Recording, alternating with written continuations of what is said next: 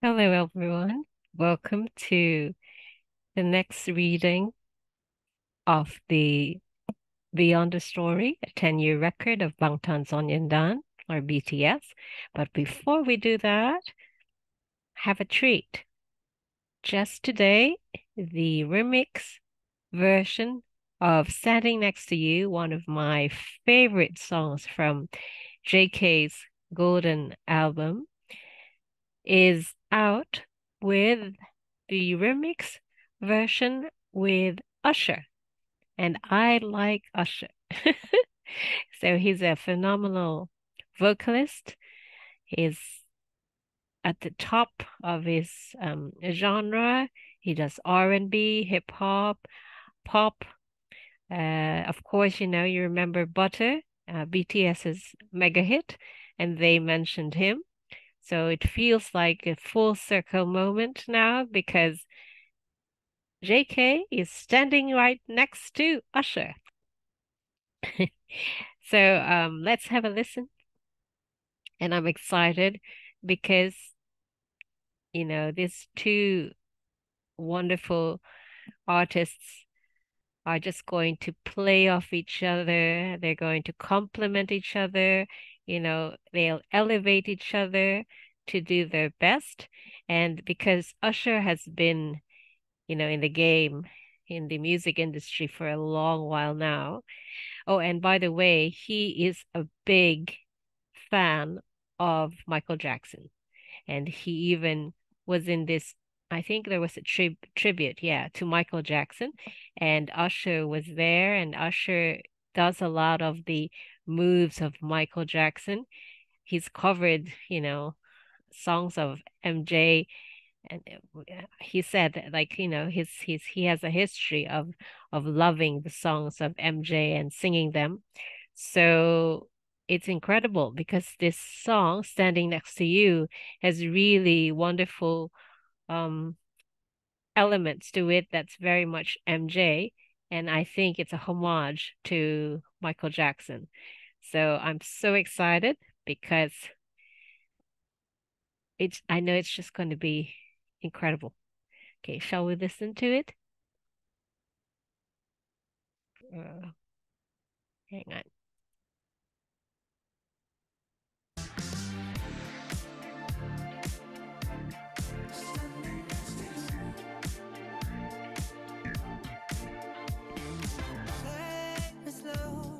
I push up on this funk and give me miracles. Make you know how we love to ride is something we control. Screaming at testify this loving.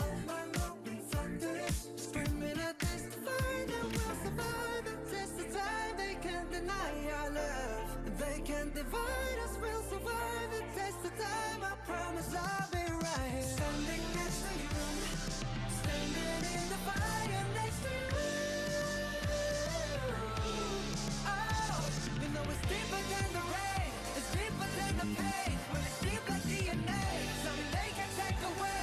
Hey, tick, tick, tick, tick, tick, and tick off. Standing next to you.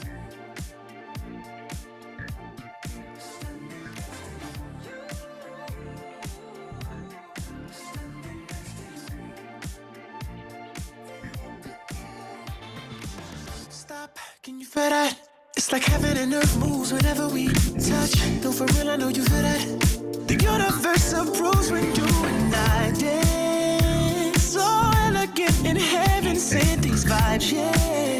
It's when we're too ready to leave, we go all night. Screaming, I'll testify that's loving.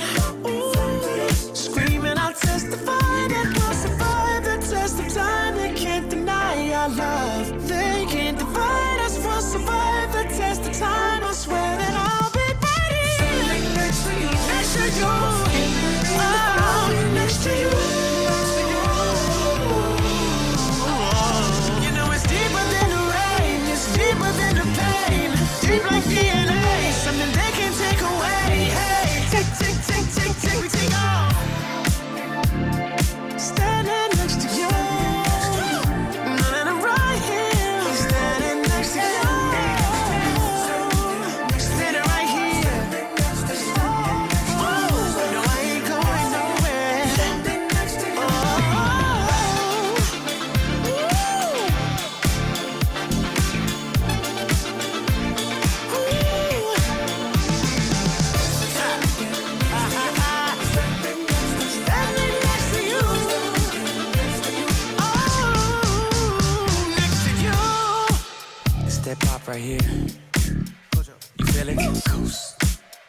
We rolling yet?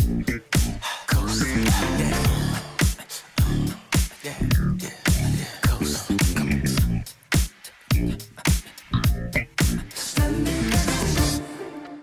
Woohoo! I think we'd play it back because the volume was, I think, soft. Oh, and It's seriously, deliciously come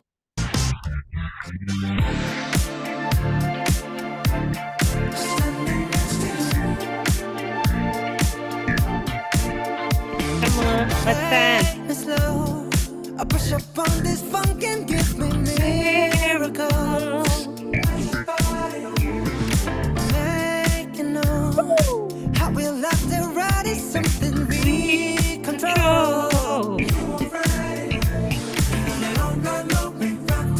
Screaming, I testify this loving. Screaming, I testify that we'll survive the test of time. They can't deny our love. They can't divide us. We'll survive the test of time. I promise I'll be right here, standing next to you, standing in the fire next to you. Oh, you know it's deeper than the rain, it's deeper than the pain. When it's deep like DNA, something they can take away. Hey, tick, tick, tick, tick, tick, tick off. Standing next to you. Standing next to you.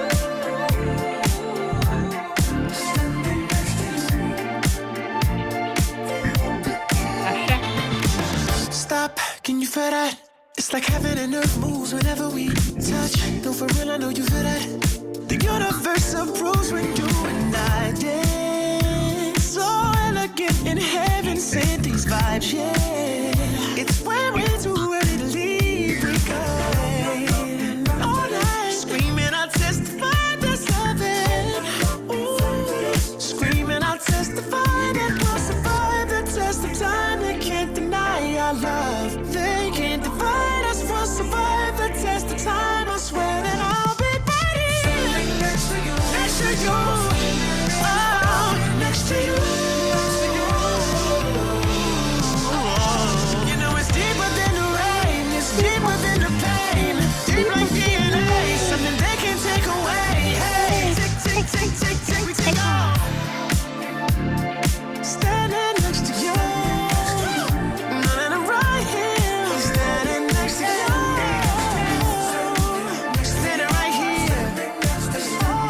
Oh, no, I ain't going nowhere. Standing next to you.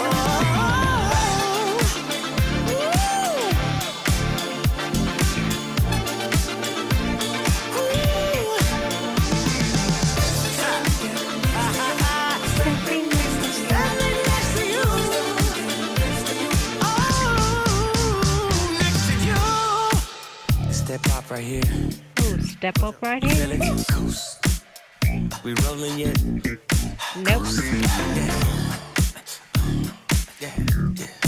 Coast. Give me a beat.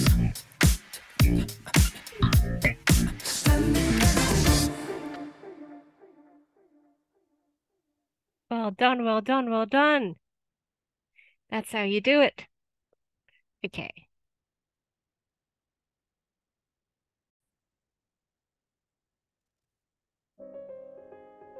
Okay. After that little interlude, upbeat interlude, that was fantastic, wasn't it? It's time now to continue our reading session. Congrats, by the way, Jungkook and Usher. What an incredible remix. So that remix has, I think, a music video. I'm so excited and looking forward to that because both artists are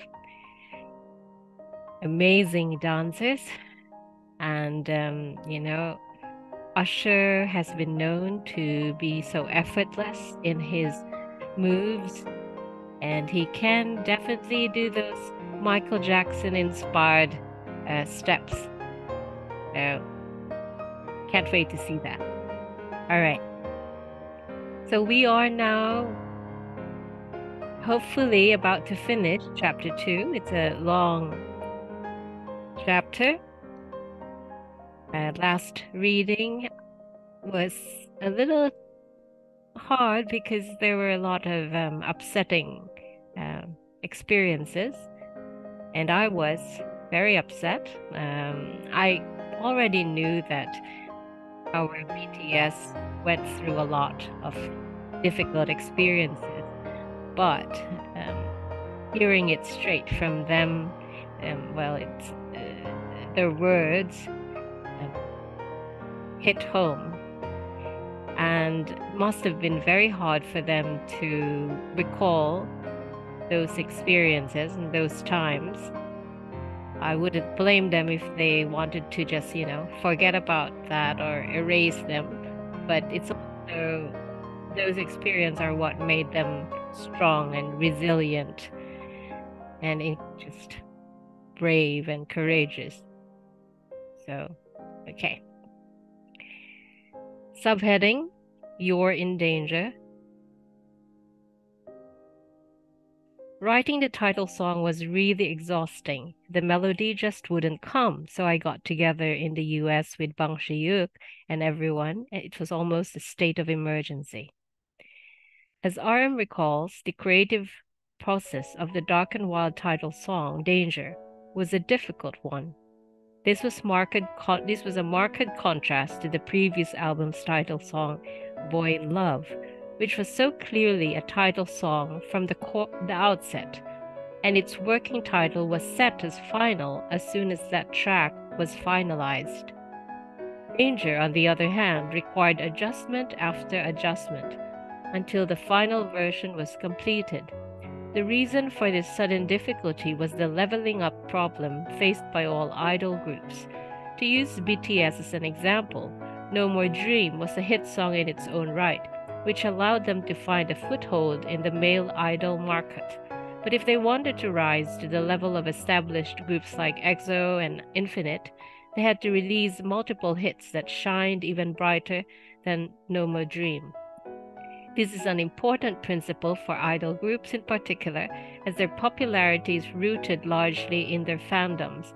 In order to retain and grow the momentum created by one hit song, an idol group must continue to produce stunning hits that visibly grow the scale of the fandom. Anton man, I like this song. Okay, I understand this. In my opinion, though, BTS was already making hit after hit after hit with their early albums.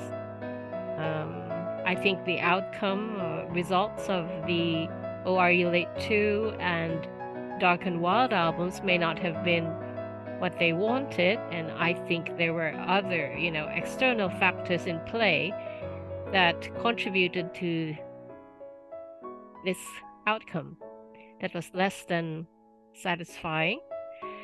However, if we look at really the tracks in each album, they were diverse, they were melodic, they had beats that were just catchy, lyrics were impeccable. So if we released those albums now, I bet you they would chart.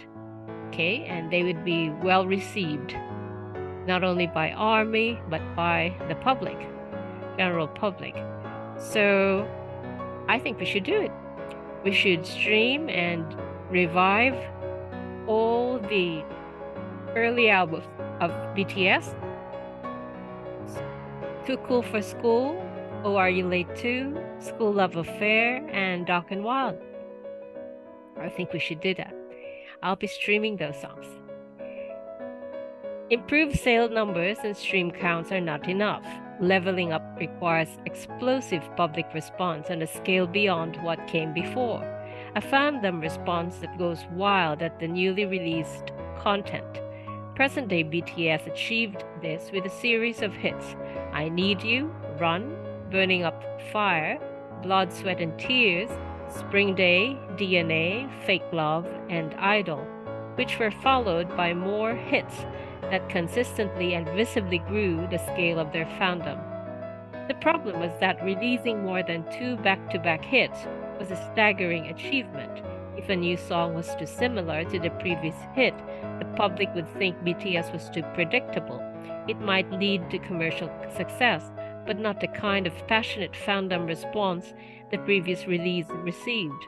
On the other hand, a completely new style might alienate the established fan base because it was too different from what they liked. This was a dilemma. Tourists that turn into scientists. Tourists Sorry. photographing thousands of kilometers.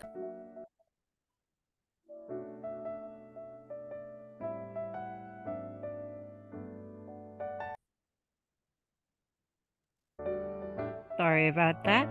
Some ads and technical issues. Okay, we're all right now. Where was I?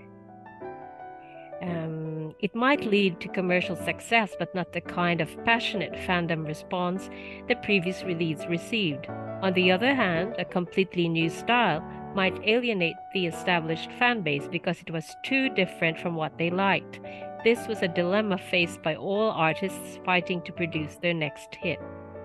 Okay, this is my take on this. I get where they're coming from, but here's the thing. A good song or a great song is still a great song, regardless of the genre.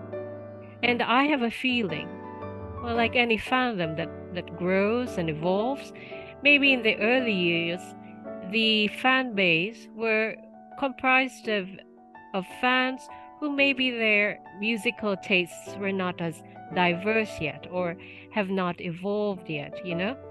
That there has to come in one's listening experience to music an evolution and a learning, yeah, a maturity as well in appreciation of different kinds of genres of music.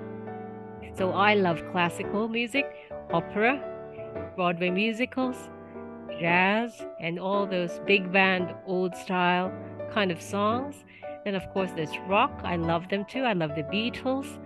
I also enjoy Elvis Presley. And then you've got the funk and Motown, R&B, and hip hop. And of course, I'm a huge Michael Jackson fan. Jackson 5, Janet Jackson, and Whitney Houston. You know, all these wonderful vocalists. Luther Vandross, Boys to Men, and you have also your pop songs, yeah? So I think regardless of, I love also indigenous music, yeah, and instrumentation, and a lot of songs with from other countries where English is not the language. I appreciate those songs.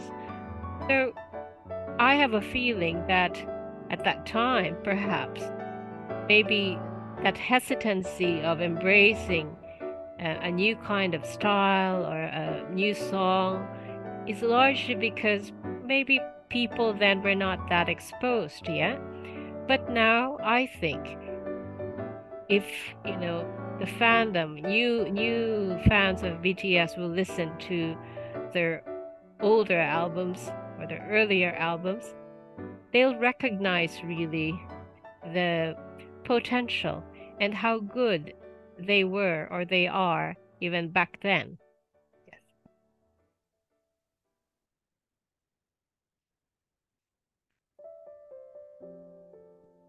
BTS could carry on in the style of Boy in Love and secure stable popularity, but that approach would never lead to later works like I Need You.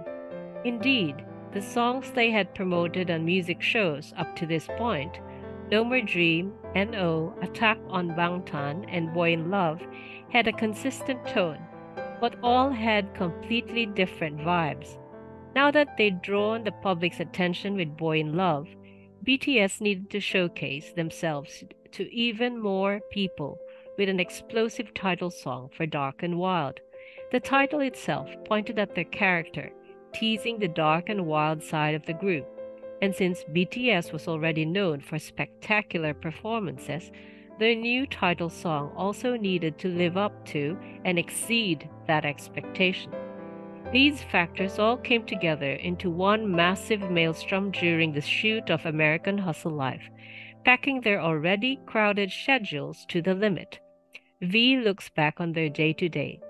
We were shooting that show and working on the album at the same time, so we recorded a song in America and practiced the danger choreography there too. When the shoot ended at 8 in the evening, we'd immediately go into choreography, practice until dawn, get a bit of sleep in between, and go back to the shoot in the morning. If someone said we were taking a 10-minute break in the middle, we all laid down where we were standing and fell asleep instantly. My goodness. The superhuman schedule led to some unbelievable incidents. V continues. We practiced all night and came back to the accommodations at sunrise, covered in sweat, but we were so heated that steam was rising from us. So someone said, "Whoa, look at him. He's literally smoking." RM succinctly describes their LA experience. It was a time when I asked, "What is in me? What could be in me?"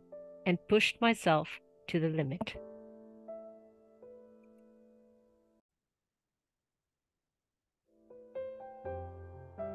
The worst timing. Unlike Boy in Love, BTS's new song Danger did not become a first-place music show candidate. According to the Gaon chart, Dark and Wild's net shipments were at 100,906 units, putting it at 14th place. It was only a 14,902 unit increase from School Love Affair half a year earlier and was as good as no growth at all.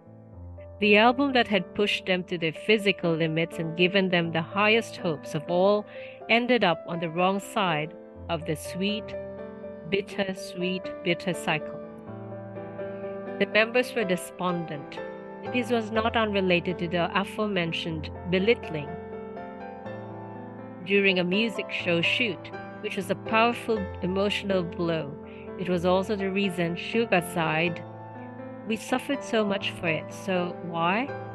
Suga's disappointment would eventually propel him to pour his very soul into music through the album, the series, The Most Beautiful Moment in Life. But at the point of Dark and Wild's release, no one knew if BTS even had a future. Suga recalls, "For Danger, we were changing the choreography until just before we shot the music video. We'd rehearse the dance, and if we had a bit of time, we'd sleep for about 10 minutes and then go back to shooting the music video. And I began to feel resentful, like I thought there was a God, but at this point, don't we deserve a little something from God? Like at least a, 'Hey guys, you guys have worked really hard,' that kind of acknowledgement." V is even more frank about BTS's predicament at the time. Put simply, we were a team that was only still alive thanks to ARMY, a group that was only alive because the fans were listening, a group that only released its album thanks to them. BTS was once again in trouble, but the disappointment of Dark and Wild was not the end of their tribulations. If the history of BTS could be placed into the dramatic frame of introduction, rising action, climax, and conclusion, Dark and Wild was only the introduction, and 2014 still had more curveballs to throw. Oh dear. Dark and Wild, the first full-length album, was released on August 20th, 2014. Tracks are Intro, What Am I to You? Oh, this is Namjoon's, and I think that also sounds a little bit like rock. Danger, War of Hormone, Hip Hop File. I love Hip Hop File. Let Me Know. Oh yes, that's Sugar's masterpiece. I like that. Rain, BTS Cypher Part 3 Killer featuring Supreme Boy. Interlude, What Are You Doing Now? Could You Turn Off Your Cell Phone? Embarrassed. 24/7 equals heaven. That is a fantastic song. Look Here, another hit. So for more outro, do you think it makes sense? Lot of smash hits here. I think we should extreme, dark and wild, so it gets its flowers and its spot in the sun. I think it's a fantastic album. They worked so hard on it, and it shows so many different types of songs.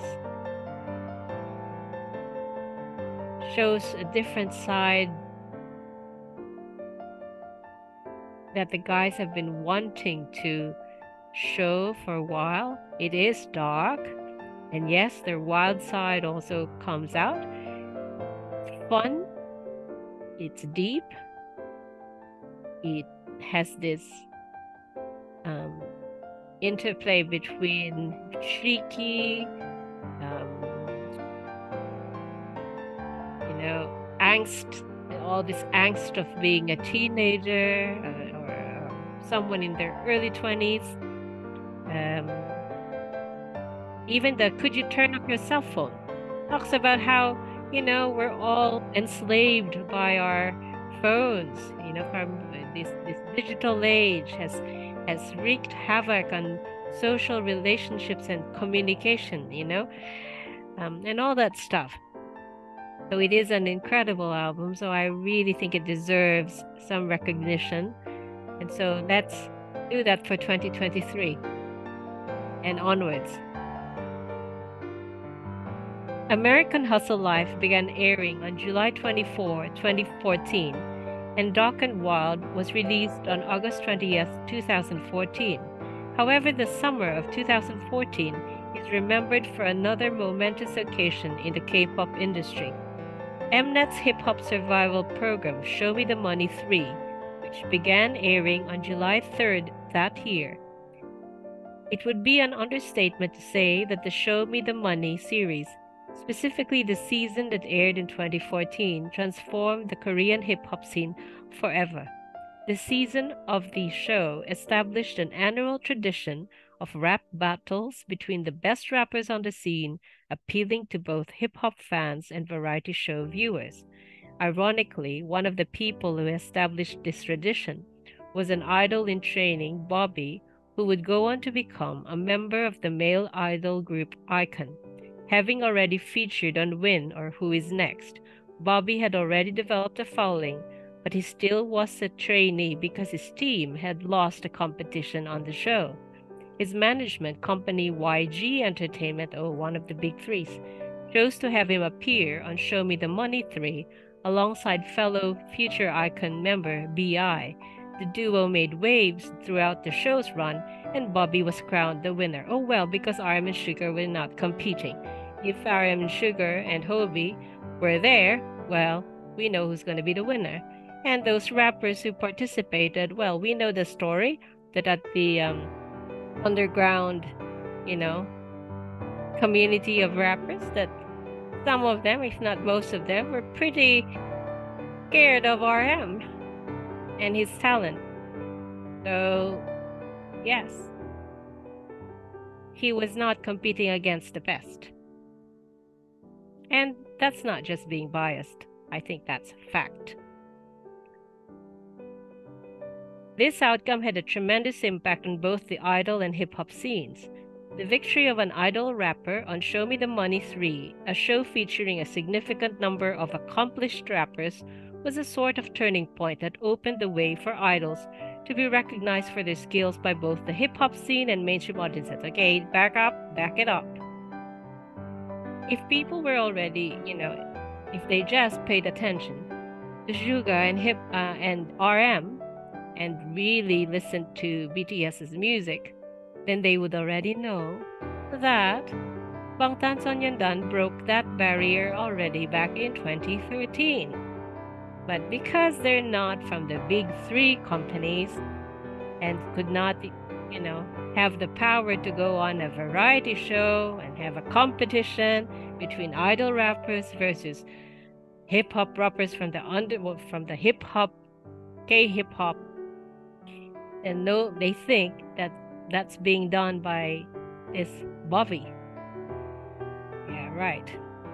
The following year, Show Me the Money 4 featured winner member Minho, among other idol rappers, who showcased their impressive abilities.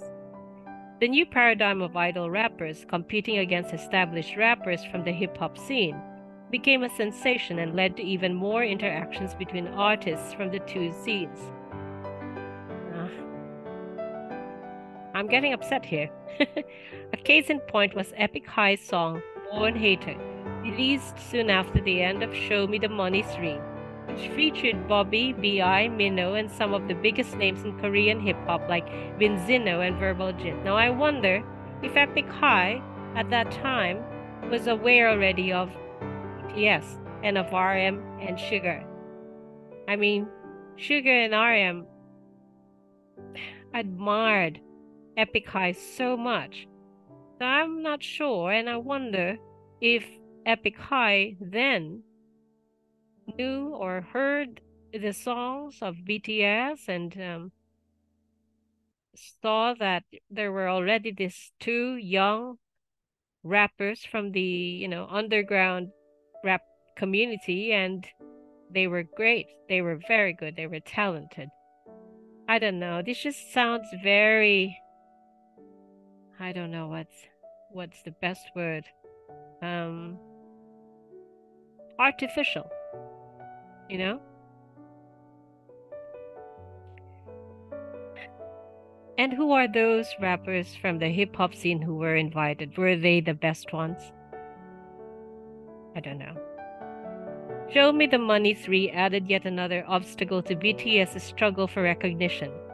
Following the diss from Be Free, BTS in particular, RM and Suga, who were rappers from the hip-hop scene, felt pressured to prove themselves. Now, I don't doubt that they probably were all thinking, what's going on here? It was at the point that Show Me the Money 3 showed other idols taking the lead in securing recognition from the hip-hop scene. I would want a rap battle between those so-called idol rappers take on even just Yoongi and Namjoon.